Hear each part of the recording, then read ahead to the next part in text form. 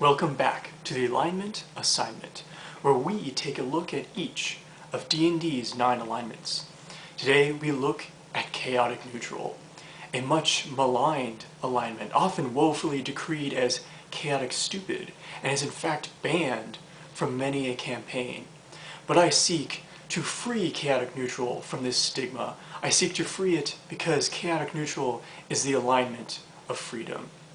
Now, we all know that alignment is not a straitjacket. It is not there to bind and constrict your character and to decree how they must act. Instead, alignment is a guide, and it posits this is how your character may act in this situation.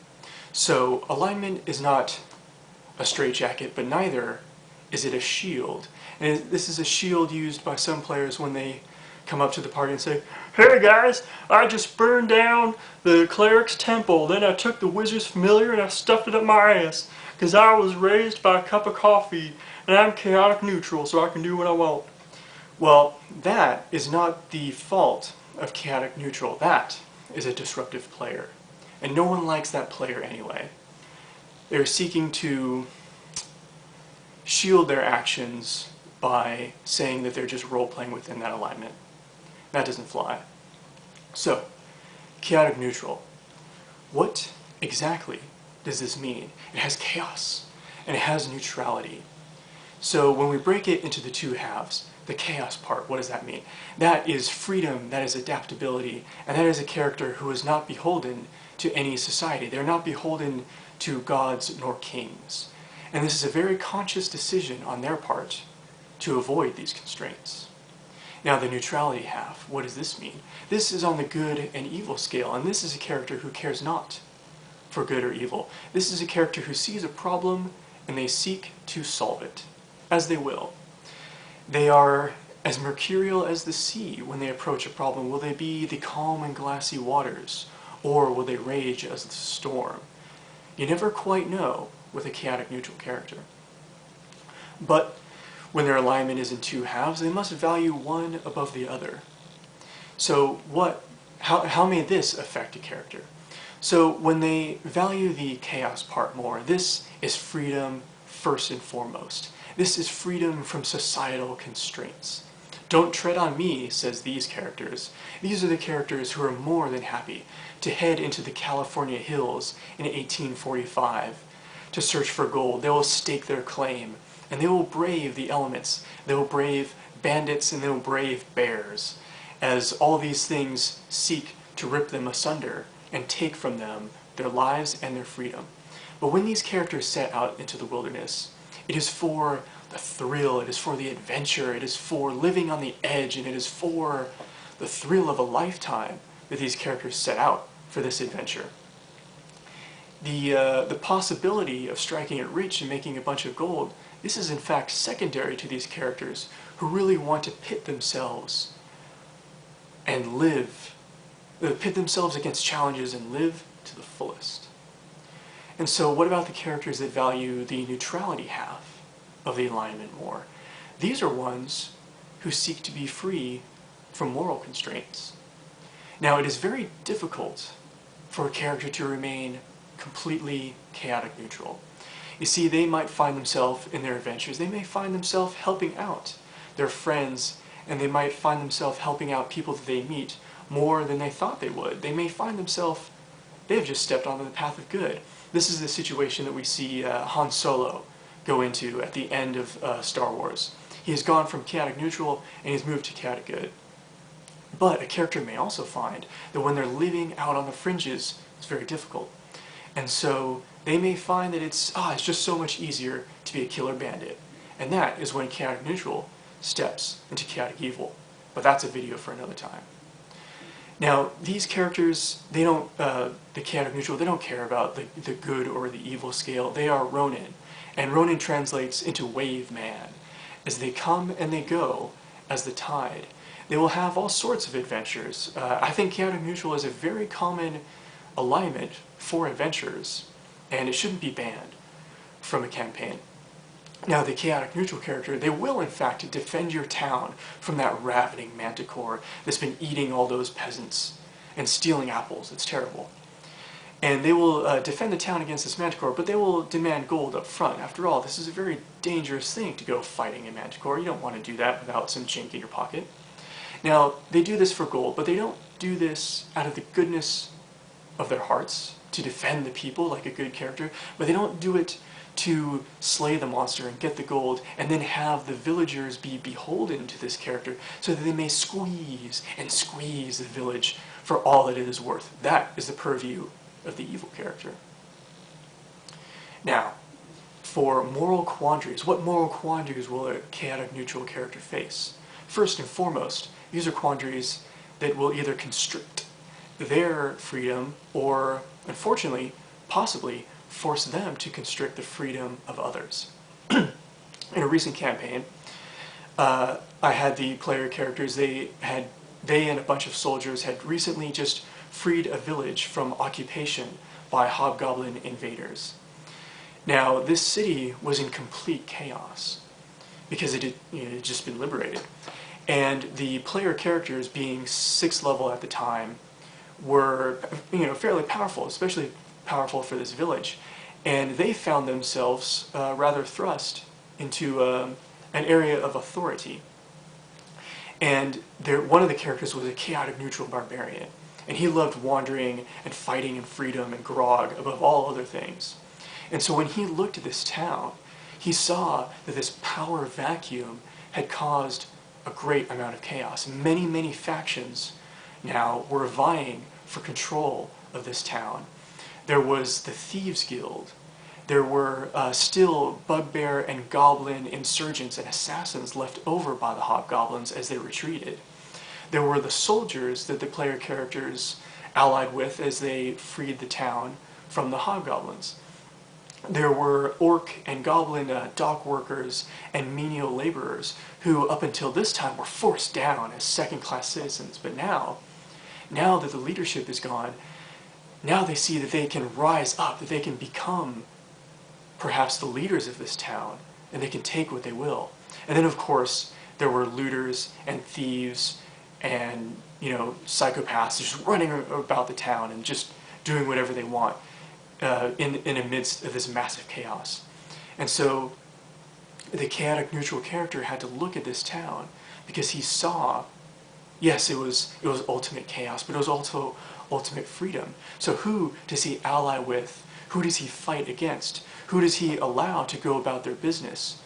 And if he allows ultimate freedom, if he allows ultimate chaos, will he come away with an ultimately free society? Or, as this town is tearing itself apart, will he instead be left with nothing but ash and bone if he does not intercede? And now we ask the question, who in popular culture is chaotic neutral? Who is an example of this alignment? The first is from the science fiction series of Firefly, a series that most of us are familiar with. And this character is Captain Malcolm Reynolds. And he is a space pirate, a smuggler, a Han Solo type. And he specifically bought himself a starship so that he may ply the space ways and live as he will out on the fringe.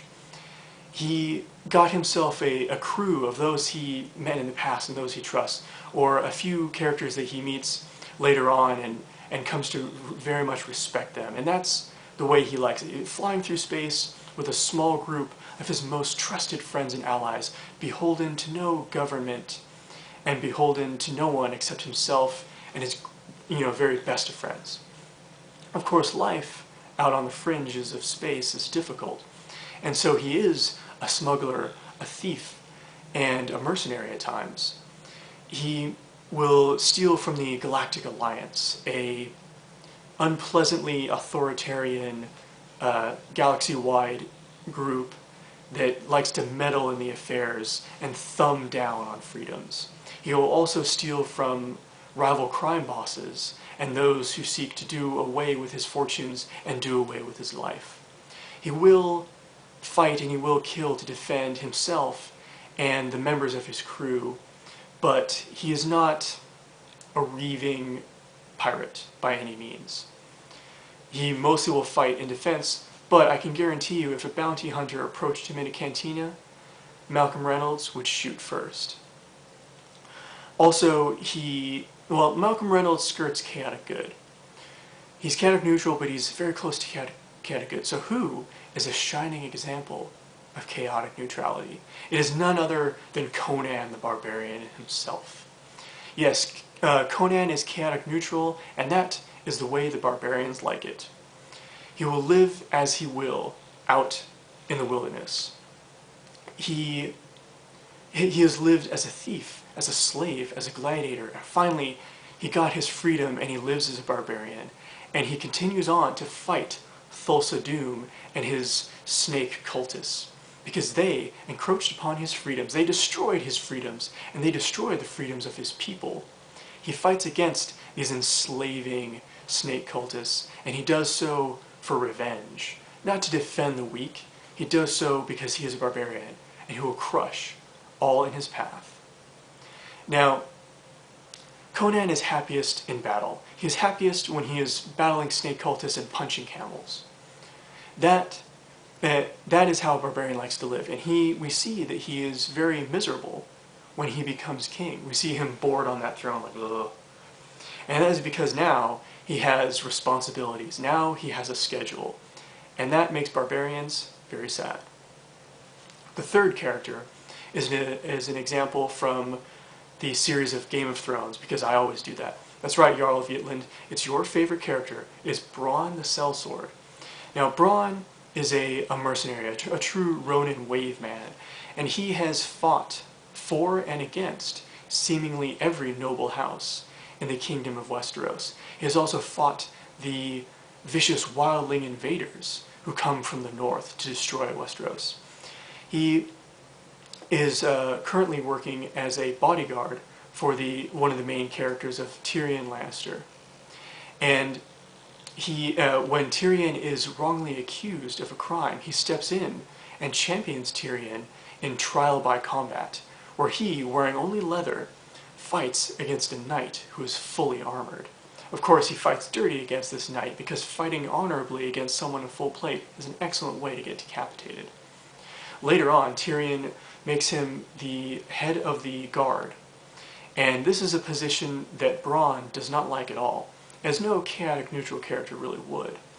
But when King's Landing, the city that he is captain of the guard of, when it is about to go under siege, Bronn has every major known criminal put to the sword.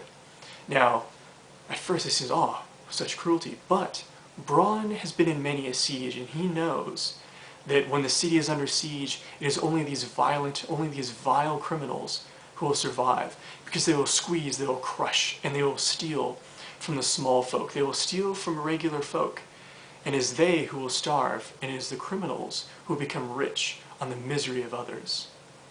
And so, he does away with them very efficiently. Oh, Bronn, chaotic neutral, what will he do next? I've used my chaotic magic to write the map behind me. So, chaotic neutral society, what is that like? Well, chaotic neutral isn't really one for society. In the Planescape setting, there is one chaotic neutral city, and it is called Bedlam, and it lives up to the name. It is a city so chaotic, so mad, that even Gotham City looks at Bedlam and says, whoa, that is one messed up city. It's crazy, you can't even tell what's going on. It's a good thing that we in Gotham City have a psychotic billionaire who dresses in tights to be our protector and make sure that we don't end up like Bedlam. Now, chaotic neutral, they don't really live in cities and kingdoms, but what they do love is a good old tribe. Yes, tribes of human barbarians in the north, tribes of orcish nomads, and tribes of wood elves living in the deep forests and leaping from tree to tree as they live their lives of total freedom. Chaotic neutral, they don't build enormous cities with walls around them. That's the purview of lawful folk. Let them have their cities, let them have their stagnation. Give chaotic neutral the open deserts, give them the deep forests, give them the beautiful and savage tundra where the aurora borealis shines and dances overhead. That is where chaotic neutral will make their lives. Their savage lives, their free lives, their beautiful lives. That is where chaotic neutral will live as they will. They are unburdened and unmolested by society. But you will not, as in chaotic neutral, you'll not be receiving marching orders from some leader who's only leader because he is descended from a long line of leaders. That's terrible. That's lawful. That's for societies. In chaotic neutral, you'll not be receiving these marching orders, but you probably won't be receiving much aid either from the folks around you. No, it is because it is self-sufficiency. It's because it is hardiness. These are the traits that are most important in the chaotic neutral society. Chaotic neutral will guarantee you a life of freedom, but you'll have to survive in order to enjoy this life of complete freedom.